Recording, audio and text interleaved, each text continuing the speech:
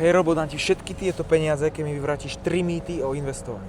Dobre, poďme na to. Potrebujem na investovanie 1000 eur. Toto je snáď najväčší omyl. Kedysi bolo investovanie výsadou bohatých, no dnes to je vďaka technológiám dostupné pre každého. Začať môžeš už s 20 eurami mesačne. Viac než výška vkladu rozhoduje čas. Vďaka zloženému úročeniu môže mať aj malá, ale pravidelná suma obrovskú hodnotu po rokoch. Je investovanie hazard, kde prídem o všetko? Mnoho ľudí si pletie investovanie s tipovaním výsledkov zápasov alebo špekulatívnych kryptomien. Nádej pre zbohatnutie cez noc. Kým hazard stojí len na náhode, investovanie stojí na vlastníctve aktív, ako napríklad firmy, nehnuteľnosti a dlhopisy. Musím byť expert a sledovať grafy každý deň. Predstava, že musíš mať 3 monitory, sledovať správy z Wall Street, aby ste uspeli, je mýtus hollywoodských filmov. Pre bežného človeka je najúspešnejšou stratégiou pasívne investovanie. Čiže nastavíš si trvalý príkaz do široko zameraného indexového fondu a o nič viac sa nestaráš. Štatistiky ukazujú, že tento prístup dlhodobo poráža väčšinu profesionálnych manažérov, ktorí sa snažia trh prešpekulovať. Najväčším rizikom pri investovaní nie je dočasný pokles trhu, ale to, že nezačneš vôbec, pretože úspory na bežnom účte každý rok strácajú hodnotu kvôli inflácii. Super, tu máš peniaze.